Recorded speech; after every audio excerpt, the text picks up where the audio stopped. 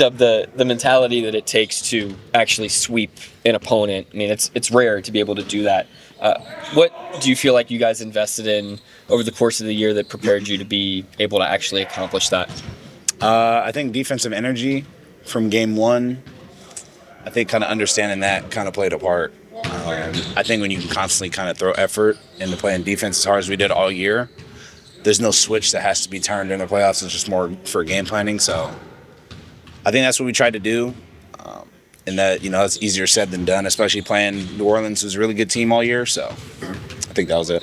You guys, as a group, and Mark had talked about kind of winning the gaps between games, between series. What did you feel like you guys did well between the end of the regular season and the start of the series, and in between games that you got to apply again here? We did a good job. This is boring. The 0-0 mindset thing. I also think we did a good job of kind of blocking out the noise and understanding, what kind of situation our opponent was in. I think even from game one, I think we did a good job of understanding that could have went either way, and understand that, for example, they probably had a lot of confidence going into the second one.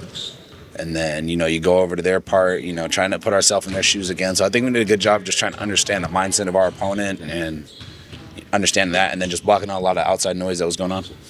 Mark was just saying the other night that coming into the series that he and everybody was just generally curious about what version of the team would show up in the postseason. What version of the team did you think you saw in the first round? He was curious about what we would show up as, or you're saying outside? Yeah. Oh, I think it's more like, I think when he says curious, it's just I actually don't know. I know for me, I was just going to come out and compete. I think that's something that he expected from us. I think we've had a really mature approach about, the whole season. So I can't add too much, but I just mean from a player's perspective, everybody just kind of was ready to come out and compete. We had a lot of anxious, good energy. A lot of people haven't been in this position for the team. So it's kind of first day of school energy every game for us. And we didn't know really what to expect. So we just kind of going out there playing hard and kind of being together for that. And I think that's something that everybody here expects to kind of happen, and that's what did. That's kind of what transpired. Yeah. And so after 4 games, what version of the team did you actually see?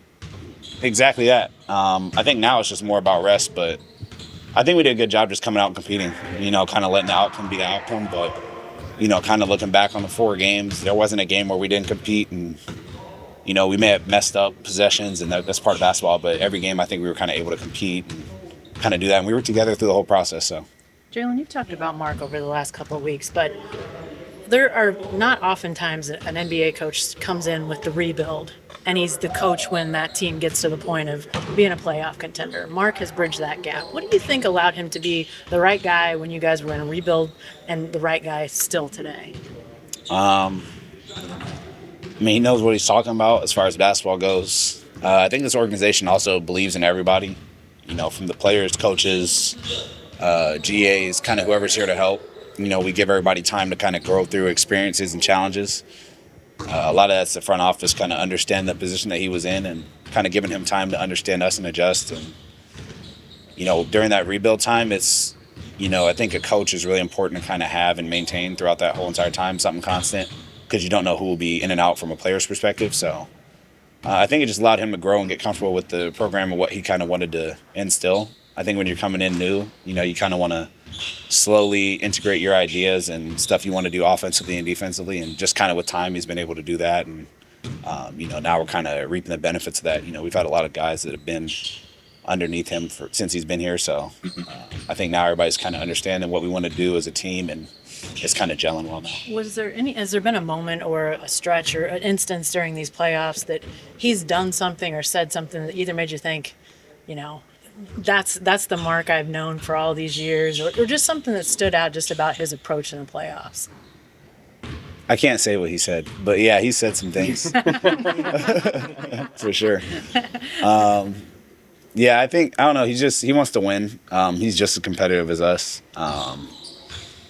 I think that kind of resonates with a lot of the players, but yeah, he called us bad MF, so. You don't expect that out of him as an outward. Yeah, as somebody, I wouldn't either, looking outside in, but he's really competitive and fiery. That's something that we all kind of enjoy with him, so. Yeah. Did you believe you caught that on camera? It was It's funny timing, when I posted it, I finally listened to it, and then I was like, oh man. But it's cool, that just kind of shows a little bit of the insight to what it's like being in our locker room. To be able to celebrate him being Coach of the Year was really cool, and for that to be what he was saying was pretty funny. You guys are by far the least fine team in the NBA, and when Mark found that out, he said that the one thing that Mr. Bennett wanted was that for this team and organization to be a team that the city can be proud of. How important is that for you guys? Well, I mean, it sucks that I'm one of the people that got fined this year. But yeah, I think, it kind of gets lost that people are looking up to us. And this isn't just our team. It's kind of just NBA players in the position we're in. You never know who's watching and whose lives you can affect. So you always want to put your best foot forward, especially here where people, do a lot for us to be able to play. So I think we always kind of have that in the back of our mind. And, we try to hold ourselves with, integrity and dignity when we go out places. And we've done a really good job of that. But I mean, I don't even think we haven't, we've been doing a good job just kind of being together, kind of staying out of the media and kind of just keeping everything within this building, Like I said, you never know who's watching and what kids are, trying to look up to you as a role model. So we always kind of have that in the back of our mind. There's a lot of people that are seeing you guys for the first time, and they might not understand what Chet does for you guys. From your standpoint, what does he do overall, and how does he make your job easier defensively? Okay, defensively, covers up a lot at the rim. That was the one thing we were missing last year. When you have somebody that has good defensive instincts like him, he's also bought into what we're trying to do defensively. And he's really smart. He knows when to rotate. He can kind of go out there and play guards. We've thrown around a lot of different positions defensively too, so he's done a good job of adjusting to that. And like I said, I think the biggest thing is our rim protection. It's kind of the loudest thing we've seen from him, but defensive rebounding is another one. Just even kind of giving us another opportunity to get a rebound if he tips it out. So just things like that defensively, stuff that you can't really teach, and then other stuff that he can't teach. He's done a good job of kind of trusting us and buying into what we're doing. In your mind, what really stands out in the 4-game sweep that you saw? I think to do it, you have to have respect for your opponent first off. Like I said, they're a really good team, so we're not going into every game trying to get a sweep. I think it's more about just winning, and that was we ended up getting it in 4. But I think just kind of understand that every game is so different, and like I said, being able to put yourself in the mind of your opponent is a pretty good start, and I think we were able to do that. You've been warming up with a bunch of customized shirts for the last couple of months. What's kind of the origins of that? I have no idea. Actually, I don't even remember how I started doing that. I don't remember what shirt I wore. I just think it's cool. A lot of people send stuff in my P.O. box, so I've gotten shirts like that I still haven't worn yet. But it's more just showing love to the team. I don't even remember who I wore. I think I wore Josh. I wore the Slam tee of Chet. I wore our Slam tee, which is group cover. Just trying to show love to some of the guys. I think it's just a good thing to do. But it's always going to be Thunder related. So. Last one. I want to go back to Mark. Just in talking to people around him, they tend to talk about the level of honesty he has with just everybody around him. In those moments of honesty, what does that look like from what you've seen? What is the delivery like, everything around that? I mean, some of it could be brutal honesty. I think we have a bunch of guys that just rather... We have a lot of straight shooters on our team, so it helps when your coach is not kind of beating around the bush. It helps us get places faster, too. I think when you're trying to avoid, confrontation on things that can help guys get better, I think it slows down progress. So some of it's just being honest or, being kind of straightforward with what we're trying to do. Some guys are not going to play certain games and some guys are going to. He's really upfront about stuff like that. And, I think it just gives everybody kind of the opportunity to be ready and kind of stay focused on what's at hand. But I think everybody kind of appreciates him just kind of keeping it 100. Is there a moment that comes to mind with him being brutally honest with you?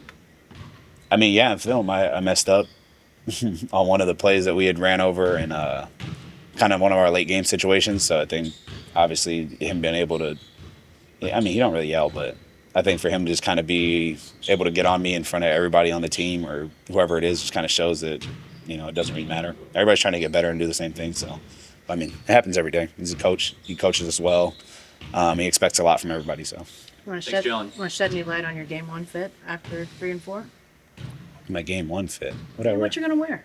Oh, Coming up. oh, I thought she meant the old one. No. I have no idea what I'm wearing. I have not planned it out. What do you call that thing you wore to game 4? And can we order it on Amazon? A one-on-one bag, and it ends up being a helmet too.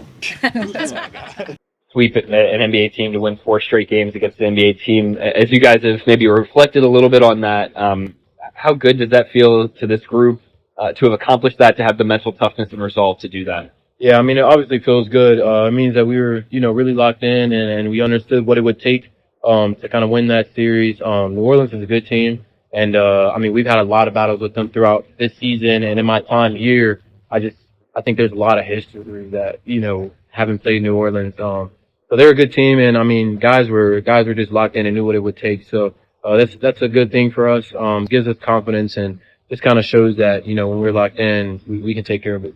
There's a kind of a concept of winning the break between games. What did you all do to win the break between the end of the regular season and round 1 and between the games that you're going to need to apply here again because you've got another long layoff? Yeah, I think there's a number of things that you can kind of do both individually and as a team to make sure you're, winning those gaps and spaces between series and games. We did a good job just prioritizing both rest and working on ourselves. Both on the court, watching film, kind of seeing what things we could be better with, and then making sure we're getting our recovery, getting our treatment, taking care of our body, taking care of any bumps, bruises, injuries, or anything. And then coming together as a team once we, had an idea of who we're playing, and just making sure that we're prepared. And guys did a good job of that in the first series, and with this break we have now, we're going to continue to kind of go with it. And after the win the other night, Mark was just thinking that the team, everybody was kind of curious what version of the team would show up in the playoffs. Just what version of this team did you see in the first round? I think it's the same version that, we've kind of had all year, all season, a hungry team, a team that doesn't pay attention to a lot of, what's being said outside of us about, our youth or our inexperience or anything like that. But, just a group of guys who understand that, we've got to prove ourselves in the league and nothing's going to be handed to us. And guys are hungry and guys want to win. So, we did a good job just kind of continuing to, build on that, in the first series coming off of the season and, look to kind of continue it too. Now, I know you talk about, the team generally is, kind of ruling out some of that youth stuff, just like kind of let that go one year after other. But as you guys start to be, the younger team to do this, the younger team to do that, like, some of that filter in, like, how do you react to that stuff right now? I don't think anybody reacts to it at all. Guys kind of, approach the game for the game of basketball, and you have the same respect for it, whether you're young, whether you've been in the league 15 years, guys just want to win, guys want to compete, guys want to, be the best versions of themselves and of our team. So, whether we're the youngest team to win a playoff series, whatever, I don't think nobody's addressed it. Nobody says anything about it. It's not anything that kind of creeps in anybody's mind. Does it feel any different having playoff experience now, 4 games under your belt? I guess I get to say, I have playoff experience, but it doesn't feel any different. Obviously, you see the difference in the crowd and, just the environment and, you're playing for something different. But I don't feel any different in terms of the approach to basketball. So, Aaron, a lot of guys have talked about Mark and his role in getting you guys to this point. But you don't often see coaches that come in when a rebuild gets started and they're able to carry over to be the coach when the playoff era kind of starts. What do you think has enabled Mark to go from being that head coach during a very developmental phase to now the head coach in this phase of yours? I think he and our assistants, our staff, they just do a good job understanding how to prepare for long term. And I think they've done a good job just kind of prepping and teaching us, even over my time, in the 3 years I've been in the league, just kind of preparing us for this moment that we're in today. Not so much being caught up in, today's right now, but understanding that everything's not going to be how you want it today. And you got to approach every day, with the mindset to get better in the long run. And I think that he's done a really good job of that. His staff helps. And guys understand that, it's a long game and you want to play the long game. You don't ever rush into things. So they've done a good job just kind of having that mindset. You say he's been good about sort of that longer vision. Now you're in a situation where you want to win now. Like, have there been moments, even in the short time you guys have been in the playoffs, that stood out to you just the way Mark was in a moment, or the way something he said maybe that stood out to you as you guys have been in these playoffs? I don't think anything drastically, changes. I think obviously you want to win now. If you're in a position to, take care of business today, of course you're going to. But at the same time, the vision is still to get better and to prepare for, the long term and build on that. So, if we had a game today, you're going to take care of the game today. But with the game today, you're still trying to get better for the next game that you have. You're still trying to prepare for whatever's ahead of you. So, nothing changes. Nothing changes. You guys watched the playing tournament as a group. Are you guys did that for the Clippers basketball last night? We didn't last night, but I know guys were tuned into that. We talked about it today. I don't know if guys will get together, for the next game, but guys are locked in. Guys are watching, whether it's that game or film on us or, anything else. Guys love basketball, so they're watching everything. Eric, going back to Mark, people just tend to call him relatable. How is Mark relatable? I think he just has a way of connecting with the team, both individual and as a group. He has a certain sense of humor that just kind of allows for him to, be able to interact with guys individually as a team, and that helps. When you can have a relationship with a coach like that, that can both translate on the court and off the court. There are times where he'll pull you aside in game, and certain things that you might not be able to talk about. In terms of what's going on in the game, you can talk to him about if you have any questions. Just a free range of comfortability that I think our guys can have with him. You mentioned his sense of humor. What does that look like? He understands, kind of things that go on in our youthful world today. He kind of has a good feel for things like that, and he'll make jokes about it, maybe like the Drake beef or something like that. He knows the song Push Ups. I don't know he knows that song. So he mentioned this last week, and I was like, nice. What are his thoughts on the Drake beat? I don't know what his thoughts. It played, and he was like, "Wait, what's up?" I was like, "Yep." Hey, I asked him last week about, I think consistency is one of those things in NBA head coaches that a lot of players appreciate, but he mixes things up so much. It's like the only thing consistent is his inconsistency and just sort of how he approaches things. Is that one of those things that you guys have sort of embraced with him? Yeah, I think there's a certain sense of uncomfortability in the inconsistency sometimes. And I think it's a good thing to kind of learn to be comfortable with the uncomfortable. And our guys have seen so much, change and just kind of like alternative reactions to a number of things. And when we're uncomfortable in the moment, because there's so much of it, you get comfortable with it. So nothing surprises you, nothing jumps out or, catches you off guard. And I think that's something that he's done a good job of just making sure that, we're comfortable with a lot of the uncomfortable things we may see. He's one of the top scorers in the league. But he also led the league in steals this year. What does it do for the team from mentality defensively when a guy who scores that much also has improved that much and does that kind of work on the defense side? Yeah, it just kind of shows, how important, he sees the game on both sides of the court. Him being the guy he is as an offensive player, obviously, holds his own weight, but when he's on the defensive end playing as hard as he is and everything, it makes everybody else just kind of understand that, like, we all can, push ourselves to be the best versions of ourselves on both ends. Cause he's not taking a play off. He's playing, his hardest on every play. So, a two-end guy like that, just only helps our team and helps us together, be better. So. Group chat member on the defense. How much that help with talking on the defense on the? Yeah, there's a lot of that helps. It's just extra film, a lot of extra film and conversation just about, how we can, be prepared defensively for, whatever matchups we may have. And, that's something that I've done since my rookie year with Lou and, a certain number of guys. So, it's very beneficial. Before every game, we get together and we'll watch film and we'll just talk about the different looks that we may have. So, it helps. It helps a lot. You're talking about Drake's vocal stylings. What about Stay and Ted's vocal stylings in the AT&T commercial? I thought they sounded really good. They're very talented guys, very well-rounded, and I don't know why they get a lot of hate on the commercial. I like it. They know how to sing too. Not getting tired of singing. I sing with it when it comes in. I enjoy it. I like it. It's looking. Can I sing? That's not for you guys to know. Maybe. Did you know who sang the original? I heard it recently. It's like What a Girl Wants, right? Yeah. I like it. It's a good song. It put me on actually. So I was like, I'm glad that they know what they're doing. Mark, I want to ask you about just winning a series in 4, beating a team 4 times in a row is no easy thing to do, and what it took from this group to be able to actually repeat that same level of energy, focus, execution 4 times in a row. Yeah, it was a tough series despite the fact that it was a sweep. Games 1 and 4 specifically could have gone either way. So we had to exert all of our effort and energy in order to win it, and that'll be the case, moving forward here as well. You guys had talked about sort of winning the breaks, winning the gaps. What were some things that you recognized in the team, either the players or the staff, between the end of the regular season and start of the playoffs, and then between the games as well, that you're going to have to replicate here?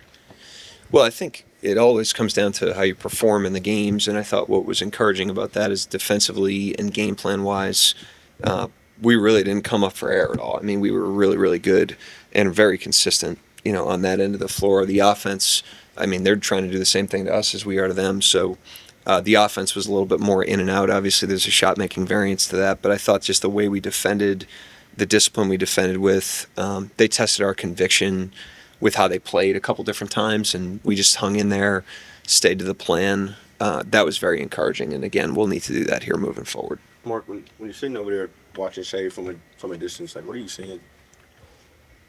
I was just talking to Dave Bliss, to be honest with you. We just happened to be sitting there, and Shea was shooting over there, so I'm not evaluating at all. When you are watching something intently, because you said you have the vision of a red-tailed hawk. That was in response to the squinting. What all are you looking for when you're so focused on something, maybe during a game or just practice? I mean, a lot of it I'm just trying to observe. I think you spend so much time around the team and around the players. If your eyes are open and you're observational, you kind of learn the baseline of the team, the baseline of the players, and therefore when the team's off its baseline or a player's off their baseline, you can pick up on it. And so I just try to do a lot of like open-minded watching, I guess you could say, or observation.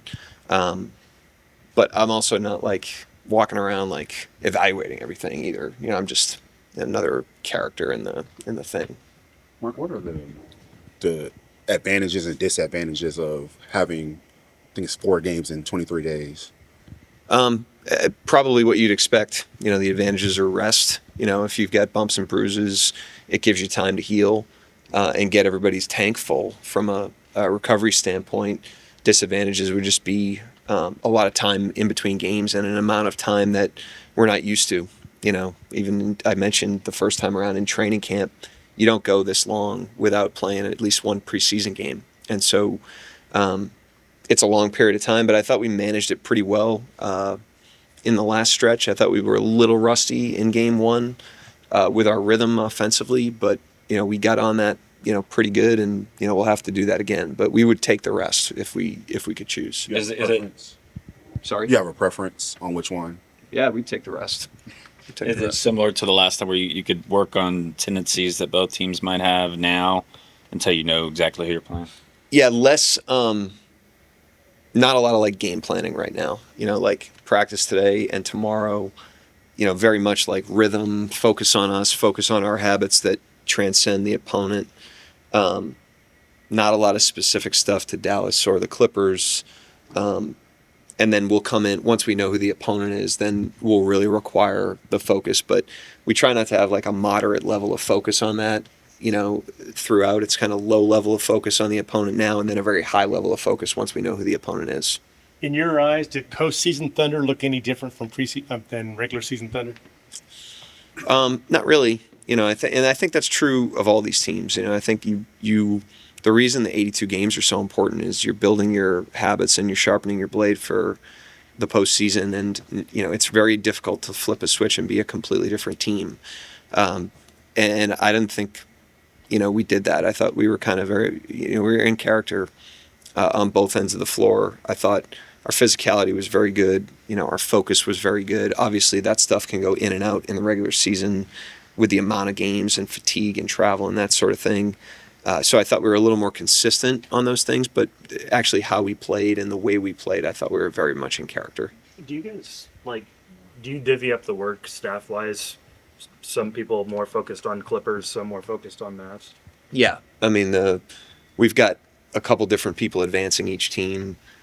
We've had that throughout, the series. That's been ongoing. And then we've got some people that work on, specials for both teams. So somebody will take, whatever, zone offense, for both teams, and zone defense for both teams. And, we have a large staff, so we can cover a lot of ground there. And then once the opponent presents itself, the people that were on the other team can jump on board, and we'll start to do some special projects and try to understand them. But once you play game one, the information really becomes about, how the series is going to unfold. Whether live or on tape, are you guys watching those games together as a staff?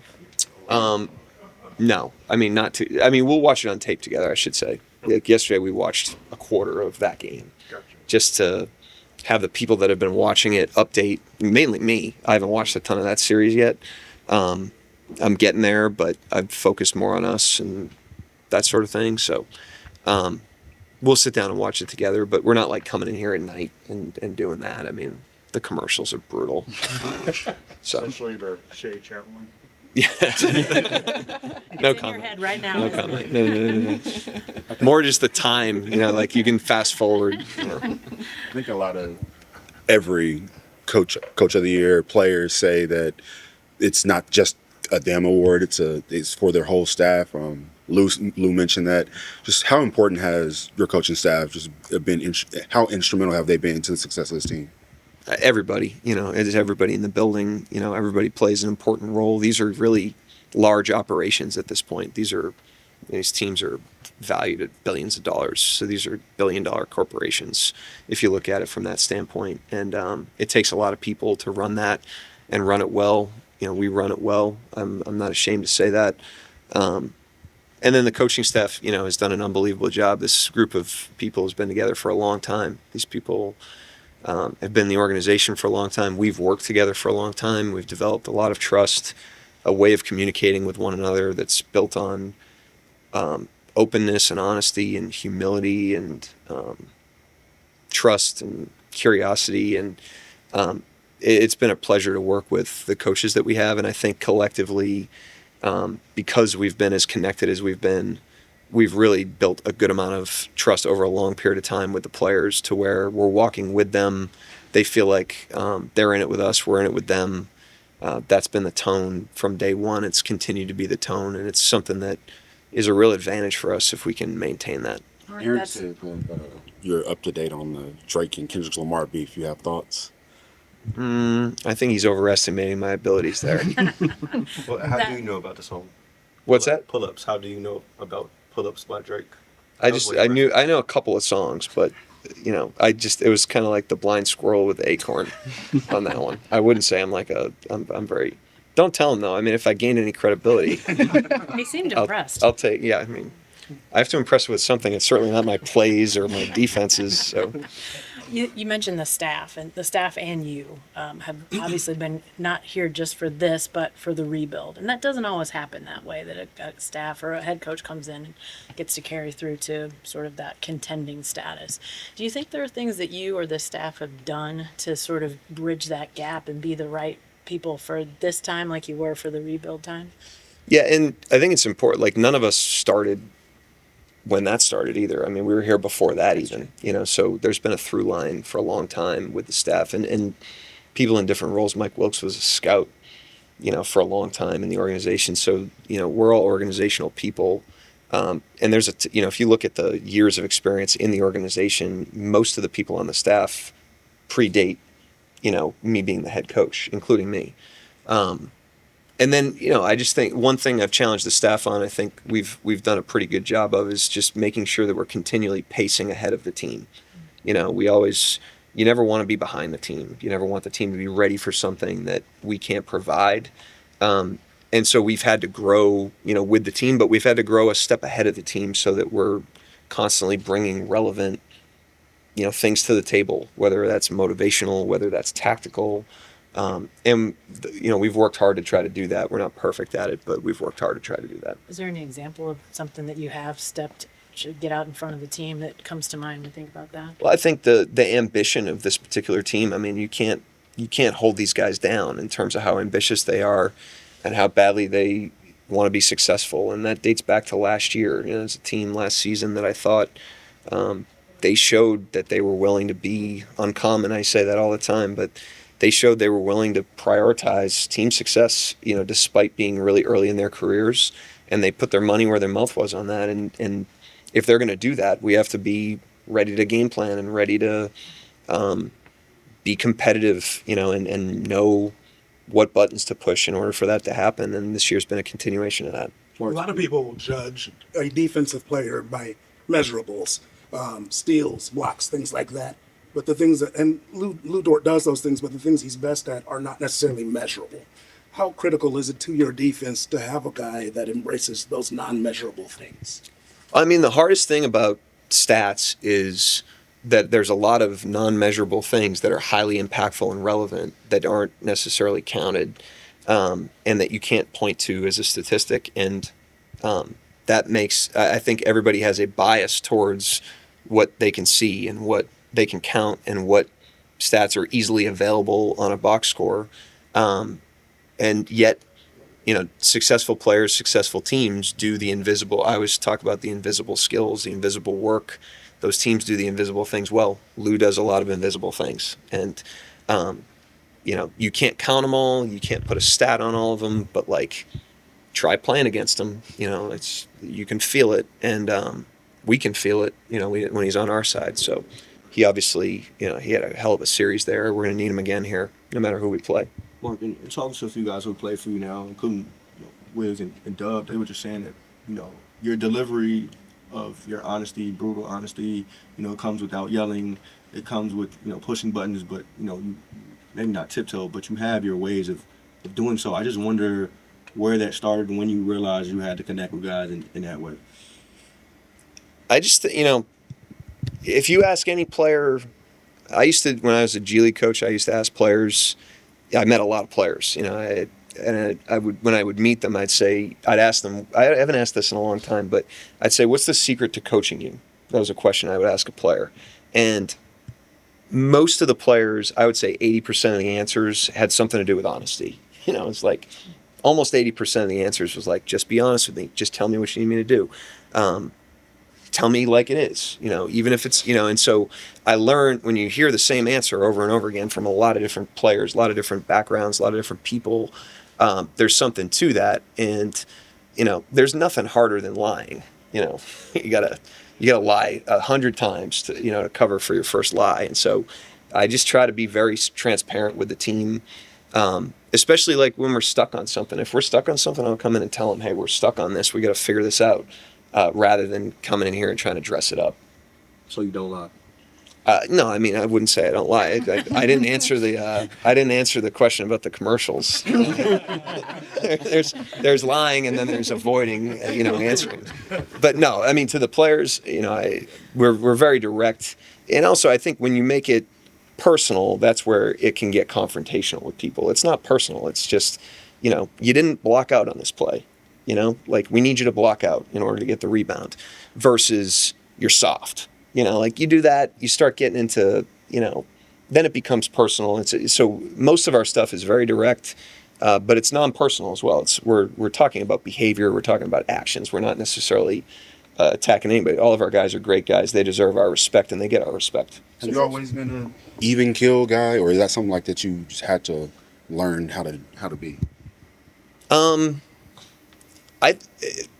It's less nature. I think it's more like the games are emotional. The playing the game is highly emotional. And I just think that for this team, my job is to be the coolest head in the room. You know, like the fans are emotional, media, you guys are emotional, you guys are tweeting everything after the play, you know, and the game's emotional, and it should be emotional for them. If they play with passion, it should be emotional. They should be pissed when something doesn't go well. They should be happy when it goes well. And so I think it's our job to just make the next best decision and strip the emotion away from that. So it's more just like trying to do the job as best as we can. Is it you? What's that? You reading our tweets? No, but I have Twitter and I scroll, you know, whatever I see. It's, you know, it's never like, I don't know what's going to happen tonight, you know. So no one's ever like, let's see what happens. You know, that's never a tweet. Wait, so you do have Twitter? I have Twitter, yeah. I mean, how else are you going to get information? It's like I'm not like reading a newspaper every morning. I mean, Well, ouch. Is it easier? Like Sam is also honest and transparent. the whole organization is. I mean, and again, the whole organization. It's not. It's nothing's personal. We respect everybody as people here. I think there's a great air in the building. Not even just with the players. Like people respect one another for who they are. No one's interacting in a disrespectful way. But yet there's high standards, and if you just make it about the standards and you don't make it personal, then we can hold each other to high standards, and I get held to high standards by the players and by my coworkers, and we hold the players to high standards. So, do you have any interest in putting your insights out there on Twitter? I've never tweeted. I'm a consumer. A skeptical consumer. Do you have a picture of your Twitter? No. So it's just nothing? Nothing. So It's just, do you follow anybody? yeah, I mean, I'm like a normal human being. Like, What's the name of the account? but I don't tweet. I'm not a tweet guy. Has any of the players, have they found you on Twitter or anything? No, but they send me stuff. And one of them in particular is always sending me content. And if you had two guesses, you'd probably get it. Mark, speaking of the commercial, by the way, Chet was just saying the other night in the locker room that he didn't know who Bruce Springsteen was. I just wonder your thoughts on that. You guys are these long layoffs are very. This is negative of the layoff. Yeah, that's right. It's brutal too. Yeah, I mean, I'm not a. Yeah, I mean, it's. I follow a rock star from the '70s, so I understand that the players aren't going to be up on that. He's not just from the 70s. No, and I'm well aware. Believe me, but I'm not. I don't hold them to that. I used to when I was in the G League. I used to subject the team to more Springsteen in practice. And I've outgrown that. Have you leaned towards their side of listening to music? No. Why have you outgrown that? Last one. This is their space. Let them listen to what they want to listen to. We want them to feel really comfortable here. And so when we listen to music in practice, it's their music as long as it's respectful music. That's the only rule I have.